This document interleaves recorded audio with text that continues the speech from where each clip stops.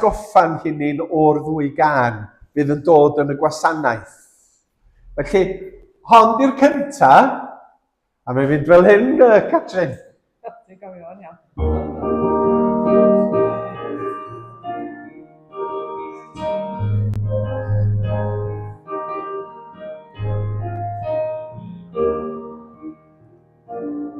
Efo'n gilydd.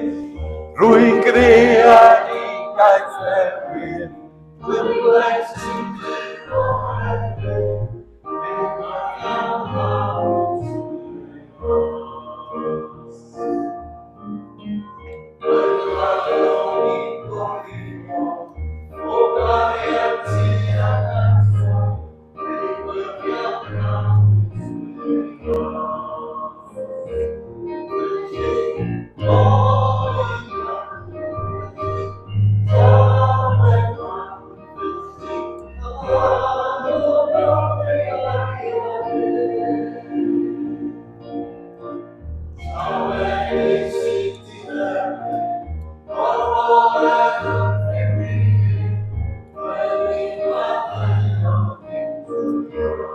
Da iawn, da chi'n cofio hwnna reit fel. Dwi ddim yn mynd i ganu heddiw fyddwch chi'n falch o glywed oherwydd dwi wedi cael anwyd yn ystod yr wythnos. A mae gennau 3 gwasanaeth a dwi'n ofni'n llais i ddiflannu yn llwyr. Wedyn, hon di'r un ola fydda ni ganu yn y gwasanaeth. Ac fel hyn, mae hon yn mynd.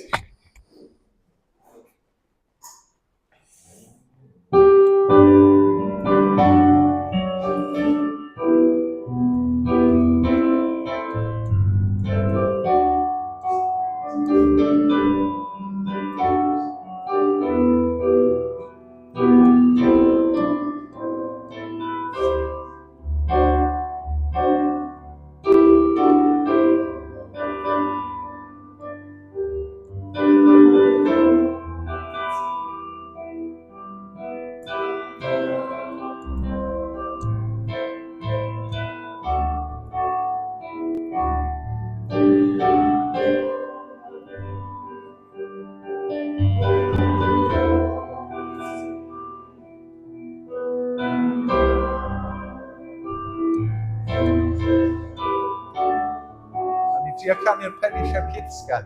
Felly mae yna fylchad oes yn y Cytsgan yn arbennig. Da ni am neidio i mewn, ond mae dal yn ôl falle yn y Cytsgan. Awn ni trwy'r pennill ar Cytsgan.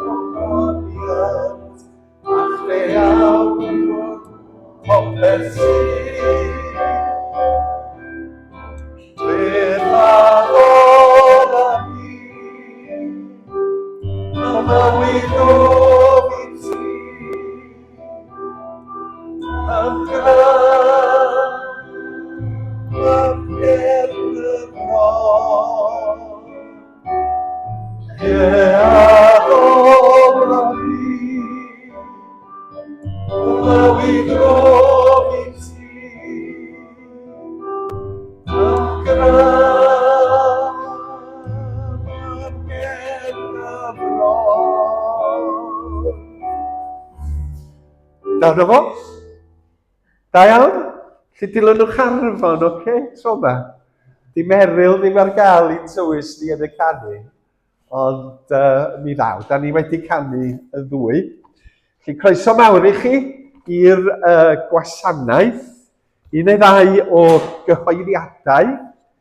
Checio bod Seren di gwasgu'r botwm. Croeso i bawb sydd ar y ffrwd byw y bore yma. Hyfryd cael eich cwmni chi. A dyma'r coeddiadau. Heddiw, oedfa Bregething Hapel y Methodistiaid am 3.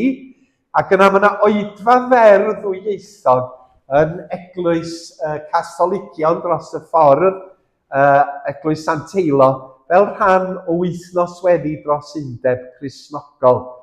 Mae'r oedfa'n cael ei arwain gan y canon John Gwynfor Griffith ac Alun Tudur.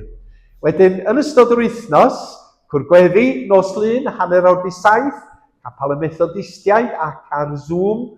Dydd Mawrth mae ffrindiau bach yn neuad y Methodistiaid, 9:30, a'r cylch yn cyfarfod yn y caffi 9:10. Cyfle i ni gymdeithasu'n hwnnw. Dydd Mercher Gornel Glud, tîm Ebenezer, Enfys a Liz fydd yr wythnos hon, ac yna nos Fercher am 7 yng Nghapel Ministrit o Idfa i nodi wythnos weddi dros Undeb Cristnogol. Wedyn, dydd Sul, 5 o Ionawr, yr oedfan o dan yn arweiniad i, am 10 o'r gloch y bore, am 3 o gloch y prynhawn, ac am 4 mae Angor Grinchtown yn Hapel B Church. A dyna'r cyhoeddiadau. Byddai'n sôn am un neu ddau o bethau yn y man. Ond, gawn ni ganu hefo'n gilydd. Dwi am i chi eistedd wrth i ni ganu hon. Ac ystyried y geiriau, bod ni gofyn i'r ysbryd glân ddod i agor yn calonna ni, i ganolbwyntio ar yr Iesu, agor ein llygaid i weled yr Iesu.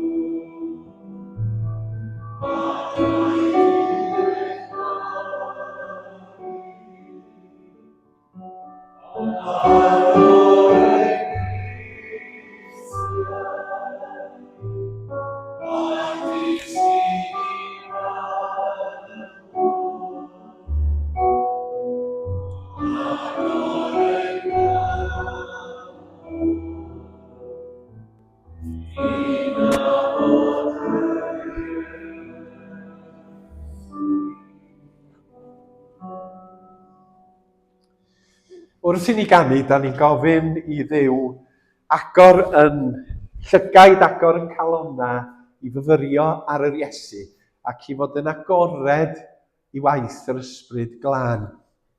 A da ni'n angen yn atgoffa o hynny. Yn ail lyfr y Brenhinoedd, y 6 bennod, da ni'n cael hanes cyffroes am y proffwyd Eliseis a'i was yn mynd i dref Dothan. Mi oedd brenin Syria wedi rhoi gas ar Eliseis, oherwydd i fod o'n cael geiriau proffwydol am gynlluniau brenin Syria. Ac felly mi oedd y brenin eisiau lladd Eliseis, ac oedd o wedi ffoi i tref Dothan. Ac un bore dyma'r gwas yn codi ac yn mynd allan o'r llety lle oedden nhw'n byw. A dyma fo'n gweld byddin Syria yn amgylchynu y dref i gyd. Cerbydau, tanllyd, tarianna, gwaywffyn, cleddyfa. A dyma fo yn drychryn, a dyma fo'n mynd nôl at yr proffwyd a dweud, mae ar ben arna ni. Mae'r milwyr wedi dod ac fyddan nhw'n lladd ni yn fuan.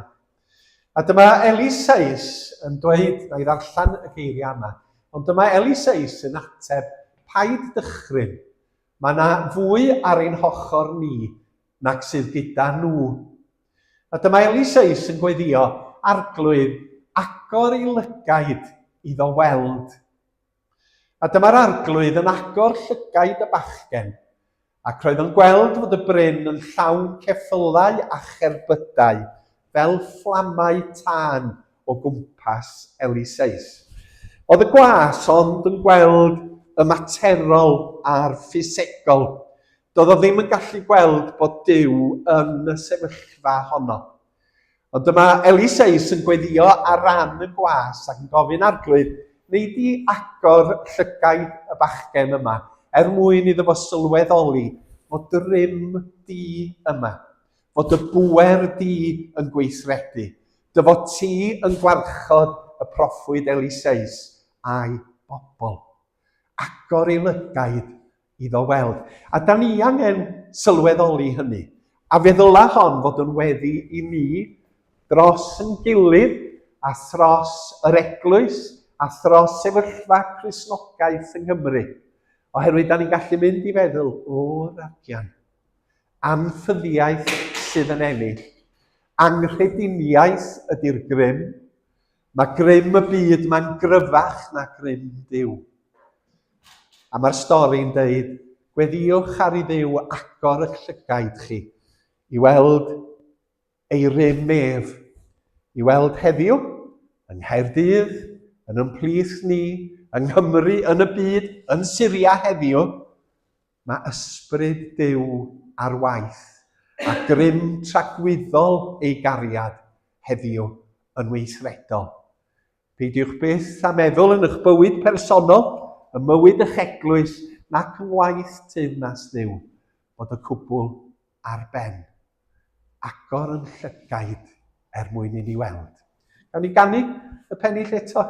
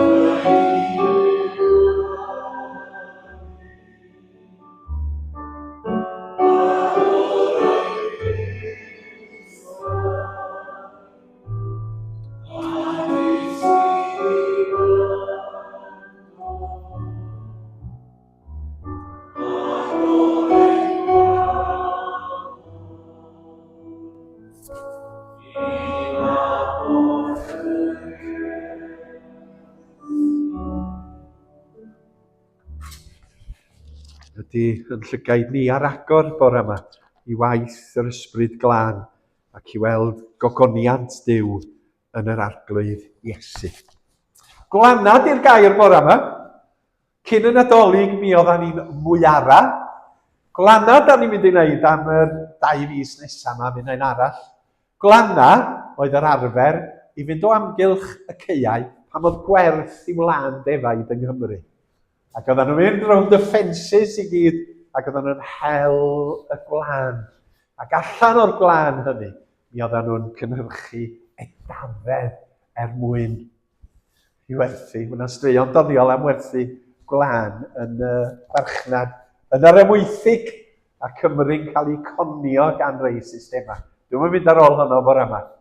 Glanna. Felly, da ni am jyst cyfeirio trei pethau sydd yn creu pethau hyfryd yn yn plith ni.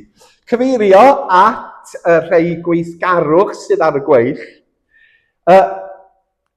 Mawrth y cyntaf, mae gweithgor 200 wedi cyfarfod yn ystod yr wythnos, dathlu 200 Ebenezer.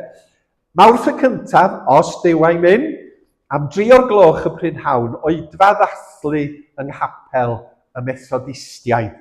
A da ni yn cysylltu hefo cyn aelodau a chyn ffrindiau ac eglwysi yn ei gwahodd nhw i ymuno gyda ni i nodi achlysur Ebenezer yn 200 oed.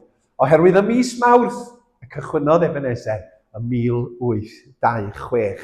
Ac yn ystod y flwyddyn fyddai'n rhannu chydig o hanes difyr a chyffroes eglwys Ebenezer. Ail weithgarwch dathlu 200 ydy Mehefin y 6 dydd Sadwrn, rhowch y lawr yn eich dyddiadur. Mae yna 2 gerdded fer o Woolmanby Street trwy'r ddinas yn nodi rhai safleoedd hanesyddol yn hanes Ebenezer. Ac yna draw trwy Dewi Sant 1 i Cornerstone. Cychwyn 10:10 ac yna 10 wedyn o'r 10 yn Cornerstone, mi fydd yna luniaeth yn cael ei ddarparu gan spiros yn y fan honno ar ein cyfer ni. Ac mae'n wahoddiad i bawb yng Nghaerdydd a thu hwnt i ddod i'r digwyddiad bach hwnnw. Hefyd yn ystod yr wythnos mae gweithgor elusen y Samariaid Ebenezer wedi cyfarfod, a ar y 6 ar 20 o Chwefror mae yna ddigwyddiad yn cael ei drefnu yn y clwb tennis hefo Anthony Evans, yr arlunydd, a'r cyn athro yn Ysgol Glantaf, a Aled Gwyn. A fel dwi'n deall, mi fydd o'n gwneud portread o Aled Gwyn ac yn sgwrsio ac yn trafod. Mynediad 10 punt neu tocyn, nifer cyfyngedig oherwydd dydy yr ganolfan tennis ddim yn fawr iawn. Ac mi fydd yr elw yn mynd tuag at y Samariaid. A hyd yn hyn, da ni wedi codi 2,500 o ddeutu tuag at y Samariaid. A mae yna 6 mis arall i fynd. Felly mae'n argoeli yn dda ar gyfer cyfanswm. Ac yna hefyd, mae yna fwy o bethau hefo'r elusen, ond mae yna bryd o fwyd a cyngerdd ar y gweill cyn mis Awst. Felly, newch le yn eich dyddiadur ar gyfer y digwyddiadau hyn. Hefyd, hefo ffrindiau bach bore dydd Mawrth, da ni chwilio am rei i helpu'n achlysurol, yn arbennig hefo torri ffrwythau fysa'n help. Oherwydd di pawb ddim yn gallu mynd bob tro, ac felly mwyaf byd o bobl sydd yn o'i helpu llwyddan y byd ydy cynnal y digwyddiad. Mae o am 8:30 tan 11 bore dydd Mawrth, ac os gallwch chi helpu neu torri ffrwythau, mynd yno am 1/2 awr i baratoi o ffrwythau, rhowch eich enw i Rachel gan bod ti'n cydlynu y gwaith. Dewch i ni ganu hefo'n gilydd. A ddwyna frenin dynol a ddwyfol un, rhyfeddodd nef ei hun yn ddyn ac yn dduw. Dwi'n cadw Catrin ar flaenau thraed, oherwydd ddim yn siŵr pryd mae'r canuon yn mynd i ddod.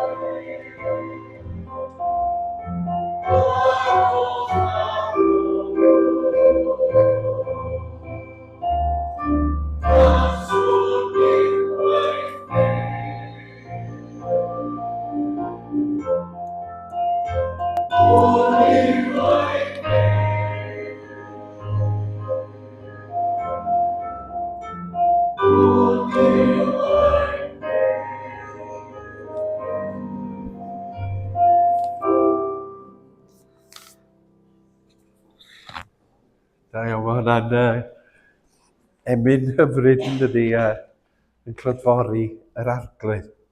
Dwi dilyn patrwm bach eto, mymryn bach o wahanol, dim byd radical. Byddwn ni'n edrych ar 2 gwestiwn o fynodd Iesu y bore yma, ac yna'n canu emyn a gweddio rhwng 2 gwestiwn. 2 flynedd yn ôl, ddaru ni edrych ar 3 cwestiwn o fynodd yr Iesu. 4 blynedd yn ôl, 2022, ddaru ni edrych ar 5 cwestiwn o fynodd yr Iesu.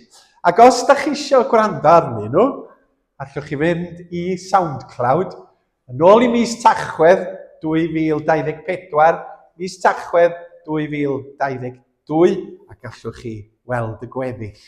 Oherwydd fi ofynodd yr Iesu lot o gwestiynau.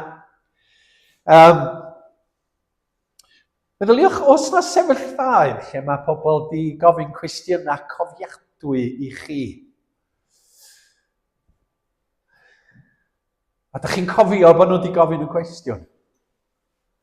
Fedra i feddwl am rei yn yn hanes i, rhai yn ddwys, rhai yn ynglyn â fy mywyd Cristnogol, a rhai yn fwy arwynebol. Os na gwestiynau da chi'n gofio, nas pobl ofyn i chi ar y daith. Dwi'n cofio un cwestiwn, a'r rheswm dwi'n cofio fo ydy bod fi wedi bod yn eithriadol o embarrassed yn y cyd-destun. Ddigwyddodd pan o'n i'n 6-1, blynyddoedd maith yn ôl, yn ysgol Friars. Yr achlysur oedd bod yr athro Cymraeg, Hywel Bebb, un o 7-8 o blant i'r enwog Ambros Bebb, un o sylfaenwyr Plaid Cymru, a brawd i Dewi Bebb bod yn chwarae rygbi, wedi penderfynu bod ni'n mynd i wneud drama Gymraeg yn yr ysgol. Oedden ni'n mynd i wneud Macbeth yn Gymraeg. Ac felly, dyma fo'n cynnyll 6-1 a 6-2 i'r dosbarth Cymraeg a dweud, rwan ta, dwi eisiau castio y drama yma. A mi oedd o yn gofyn, dwi eisiau i hwn a hwn Meirig Llwyd i fod yn Duncan. Dwi eisiau i hwn a hwn 6-2 oedd rhain. Llion Williams i fod yn nid Lady Macbeth, ond y gymeriad arall yn y ddrama. Ac ath o trwy y cast, y prif gymeriadau. Ac oedd o'n dweud, dwi eisiau i rywun fod yn Macbeth. A doedd neb o 6-2 yn fodlon bod y Macbeth, oherwydd bod lefel A yn dod, a bod lot o waith dysgu a swotio ar gyfer yr arholiadau. A dyma fo'n symud o 6-2 i 6-1. A dyma fo'n gofyn Alun Tudur. Fi oedd ar waelod i gasgan. Wyt ti'n barod i fod yn Macbeth? Ac yn fy niwniweidrwydd, dyma fi'n dweud, sgwrs na i fod yn Macbeth. Da iawn, medda. Wel, nid hwnna'n y cwestiwn. Dyma'n y cwestiwn. Neu di dyfu barf? O'n i'n mynd i dechrau siafio'n 6-1. A dyma mi di yn mynd yn fychan fach, a dyma fi'n meddwl, mae pawb yn y stafell ma'n edrych arna fi. Mae pawb yn Mangor yn edrych arna fi. Mae pawb yn Wynedd yn edrych arna fi. Neu di dyfu barf. A nes i orfod dweud, Mr Bebb, tydw i ddim yn gallu tyfu barf. A dyna pam dwi'n cofio'r cwestiwn. Oherwydd yr embaras oedd yn chlwm yn yr ateb. Ac wrach bod chi wedi bod mewn sefyllfaoedd fel yna, lle mae cwestiwn di llorio chi, neu ar eich taith ysbrydol, lle mae cwestiwn di mynd â chi ar grywydd arbennig. A bod yna berson mewn ysgol Sul, neu yn y capel, neu ffrind, wedi eich herio chi i gymryd Iesu Grist o ddifri ac i ddatblygu yn eich bywyd fel Cristion. Rwan ta, cwestiwn cyntaf bore yma di hwn, dyma Iesu'n gofyn iddo, beth ga i wneud i ti? Mae Duw y Meseia'n gofyn i rywun neu gilydd, be fydda i wneud i ti? Be fysa chi'n atab bore yma sa Iesu'n gofyn y cwestiwn, be fydda i wneud i ti? Sut fysa chi'n ateb y cwestiwn? Cwestiwn ydi o i Bartimeus oedd yn ddall, a dyma'r darlleniad, na ni weld y cyd-destun, dyma nhw'n cyrraedd Jericho, roedd tyrfa mawr yn dilyn Iesu a'i ddisgyblion allan o'r dre, a dyma nhw'n pasio heibio dyn dall oedd yn cardota ar ochr y ffordd. Bartimeus oedd enw'r dyn, hynny ydi mab Timeus. Pan ddeallodd mae Iesu o Nazareth oedd yno, dechreuodd weiddi, Iesu, mab Dafydd, helpa mi. Caid y geg, medda'r rhai o'r bobl wrtho.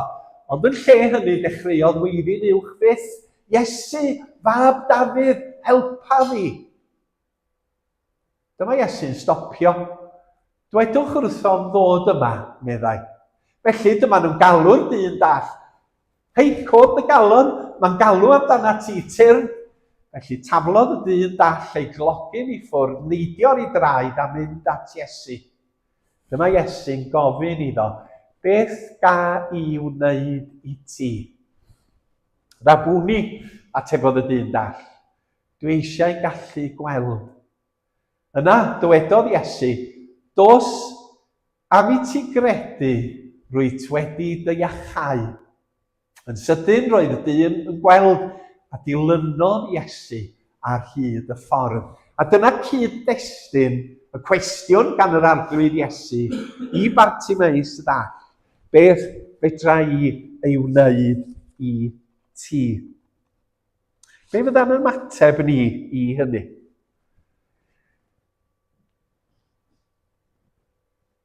Yn ddiddorol iawn, yn gynt ym Mhennod 10, mae Iesu'n gofyn yr un cwestiwn i ddau o'r disgyblion. Union un cwestiwn. A dyma y cyd-destun yn y fan yma. Aeth Iago ac Ioan Meibion Zebedeus i siarad â Iesu. Athro, da ni eisiau gofyn ffafr i ti, medden nhw. Beth ga i wneud i chi? Felly'n gynt yn y benod, mae Iesu'n gofyn yr un cwestiwn i y ddau ddisgybl Iago ac Ioan. Dyma nhw'n ateb, da ni eisiau cael eistedd bob ochr i ti pan fyddi di'n teyrnasu. Aeth Iago ac Ioan Meibion Zebedeus i siarad â Iesu. O na, yr un di hwnna. Da ni eisiau cael eistedd bob ochr i ti pan fyddi di'n teyrnasu. Dau ymateb cwbl wahanol. Gan y disgyblion, dyma nhw'n ymateb i gwestiwn yr Iesu mewn ffordd gwbl fydol. Ateb y byd oedd ateb y disgyblion. Pan fyddi di yn concro, pan fyddi di yn teyrnasu, gawn ni eistedd mewn grym wrth ochr di. Gawn ni rannu yn y pŵer, gawn ni rannu yn yr awdurdod fydd gen ti, gawn ni rannu yn y cyfoeth fydd gen ti. A nath Iesu ddim ymateb yn gadarnhaol i'w cais nhw.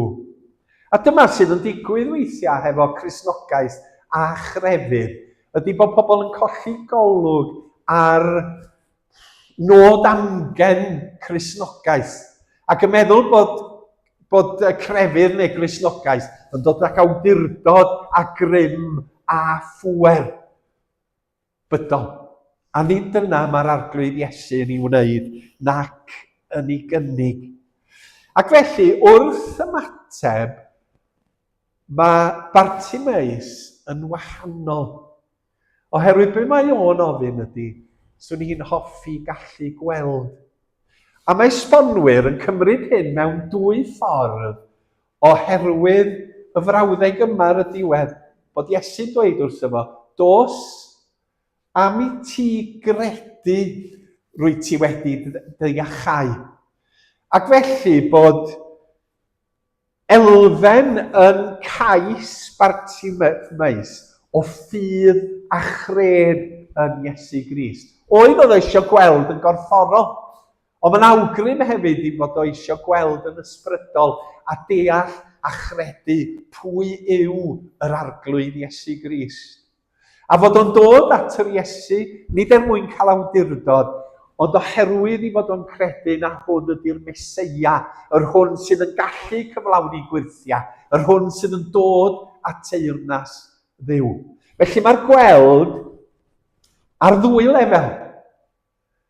Mae'n cael gweld yn gorfforol a mae Iesu'n dangos i ddwyfoldeb trwy Achaia. Ond mae o'n gweld yn ysbrydol, oedden ni'n canu ar y dechrau, doedden. Agor fy llygaid i weled yr Iesu. A mi oedd hyn wedi digwydd i Bartimeus yn ysbrydol. Mi oedd Iesu wedi agor ei lygaid o i sylweddoli pwy oedd o, y Meseia a mab Duw. Ac wrth wneud hyn, da ni'n gweld Bartimeus yn trystio yr arglwydd Iesu.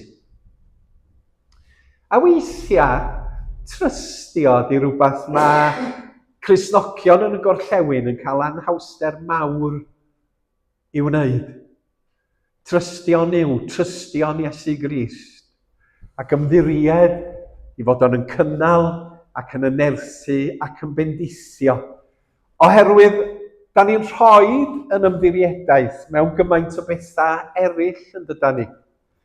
Da ni'n rhoi, da ni'n pwyso ar gyfoeth, ar dechnoleg, ar wladwriaeth les, ar lywodraeth, ar system cyfiawnder gymharol gall.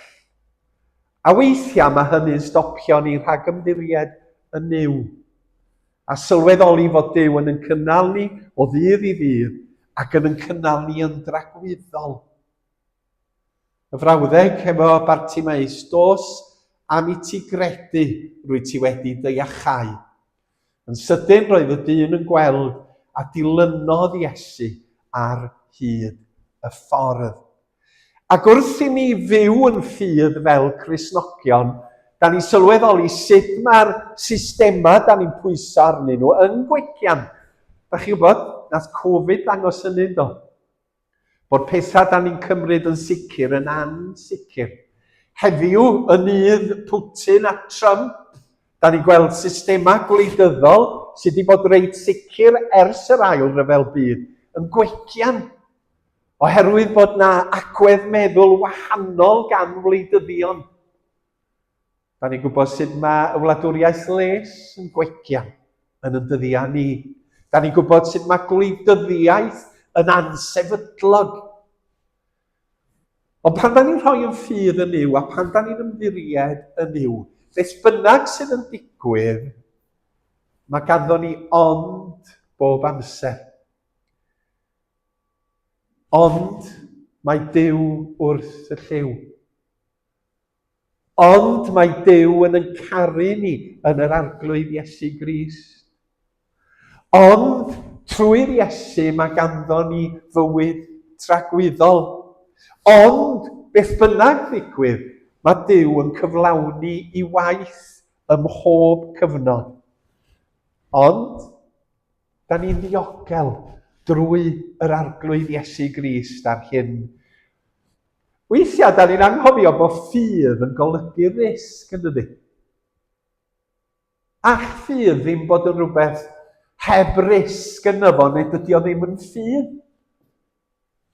Byddwch yn llawn ffydd o'r Iesu'n dweud, nid cymrwch yn ganiataol bod chi'n gorfod cael prawf a gwybod am bob dim. Mae yna risg mewn ffydd. Mae yna gyffro mewn ffydd. Mae yna antur mewn ffydd. A falle bod ni'n euog weithiau o golli yr antur yna. A mynd am pennau'n plu a mynd i feddwl, 2026, cyflwr ysbrydol Cymru, sefyllfa'r eglwysi yng Nghymru. Na fo, mae ar ben. Ond, mae Duw ar waith. Ond mae'r ysbryd glân yn gweithredu. Ond mae hyn yn antur i ni. Ond be fydd gan Dduw i ni fory? Be mae o am i ni wneud i'r dyfodol? A dwi'n licio jyst y frawddeg a dilynodd Iesu ar hyd y ffordd. Mor syml, ond dyna da ni'n wneud yde. Ond da ni'n dilyn Iesu ar hyd y ffordd. Dyna da ni'n wneud oherwydd na pobl Iesu Grist yda ni. Beth wyt ti am i mi ei wneud? Gawn ni weddio. Da ni diolch i ti am gyfle i fyfyrio ar y gair ac i ddoli a chymdeithasu hefo'n gilydd. Yng nghlyw'r ond mawr yma yn oed hyd y hun, ond ffydd yn yr arglwydd Iesu Grist. Beth bynnag ydy'r tywyllwch da ni'n ei deimlo, beth bynnag ydy'r nos weithiau sydd yn cau amdana ni, ond mi wyt ti yn ôl i ni. Mi wyt ti'n llachar, mi wyt ti yn fendigedig. A mae'r Iesu'n cynnig yn gwasanaethu ni. Mae'r Iesu'n cynnig bod gyda ni. A da ni diolch fod yr Iesu yn cyflawni gwirthiar y ddaear, yn dangos natur dy deyrnas di i wella pobl oedd yn sal ac i ddod â iechyd ac adferiad golwg iddyn nhw.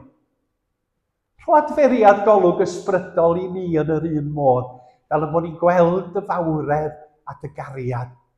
Fel y bod ni'n cael yn gwefreiddio gan yr arglwydd Iesu Grist. Ac yn sylweddoli, fod yr sefyllfa ysbrydol a sefyllfa gymaint o'i gluisi yng Nghymru yn gwegian.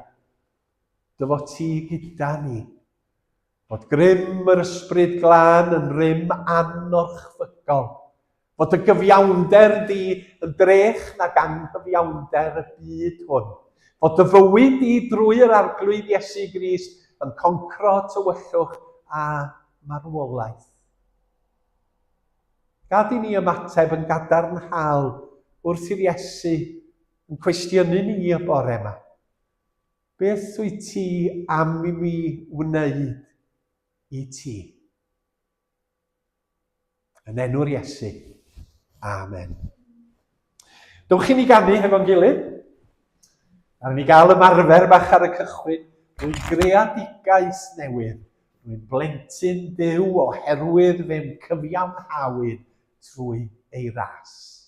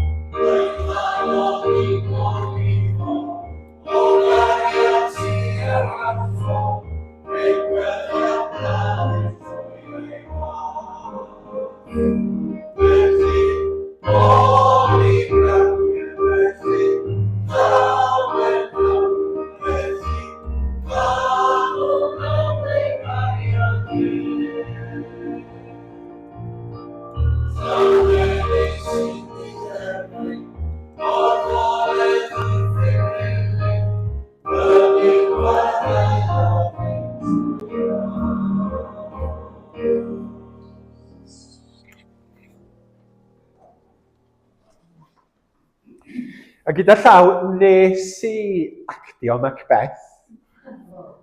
A mi oedd darn Macbeth yn para dros awr os o'n i'n adrodd ar fy mhen fy hun. Fedrai'n cofio ddoe heb sôn am Macbeth ar ei hun. Ond mae yna frawddegau'n dod weithiau. Ai dagr a welaf o'n blaen. Ond y Gymraeg oedd James Jones o Porthmadog wedi cyfieithu fo i Gymraeg flynyddoedd maith yn ôl. Ac oedd o'n brofiad, yn rhan o hyn da chi'n ddysgu i gymryd rhan yn gyhoeddus a help i mi allu trio cofio pregetha.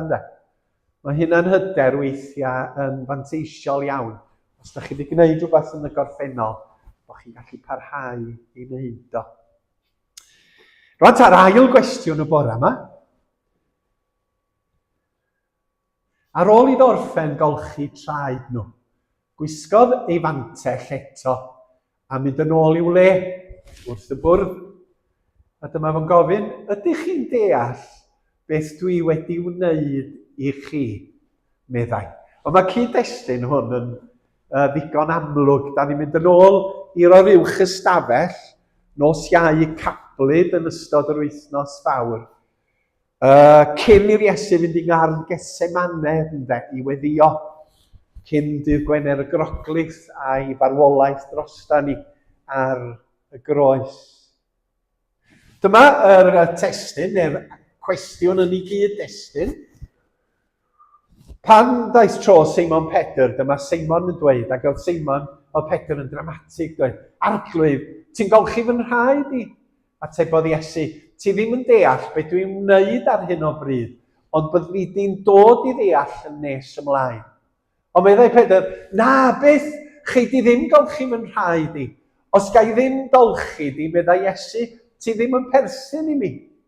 Os felly Arglwydd, meddai Seimon Pedr, golcha fy nwylo am pen i hefyd, ddim jyst fy nhraed i. Atebodd Iesu, does dim rhaid i rywun sydd wedi cael bas ymolchi eto, dim am golchi traed am fod gweddill ei gorff yn lan. A da chi'n lan, pawb ond un ohonoch chi, Judas de. Roedd yn gwybod pwy oedd yn mynd i'w fradychu, a dyna pam y dywedodd fod un ohonyn nhw ddim yn lan. Ar ôl iddo orffen golchi traed nhw, gwisgodd ei fantell eto a mynd yn ôl i'w le.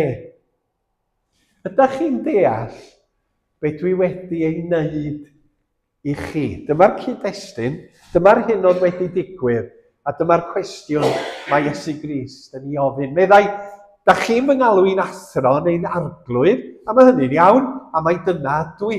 Felly, am fy mod i, eich arglwydd a chathro wedi golchi'ch traed chi, dylech chi olchi traed eich gilydd. Dwi wedi rhoi esiampl i chi, mwyn i chi wneud yr un peth i'ch gilydd. Credwch chi fi, dydy ceithwas ddim uwchlaw ei feistr, a dydy negesydd ddim yn bwysicach na'r un wnaeth ei anfon e. Da chi'n gwybod y pethau yma, ond ei gwneud nhw sydd yn dod a bendith. Ydych chi'n deall beth dwi wedi wneud i chi? Mae gostyngiddrwydd Iesu Grist yn gwbl syfrdanol. A mae'r darn yma eto yn tanlinellu a phwysleisio hyn. A mae gostyngiddrwydd Iesu yn rhoi mawl yn ein calonna ni. Oherwydd hwn ydy yn harglwydd ni. A dyma'i natur o, ac fel hyn mae o yn ymddwyn. Oeddan ni yn dathlu enedigaeth o Nadolig. Nid mewn gwesty 5 seren, nid mewn gwesty 3 seren, ond mewn llety benthyg gan rywun arall oedd yn ddigon caredig i'w roi o. Pan fi oedd o farw ac fe gladdwyd i gorff o.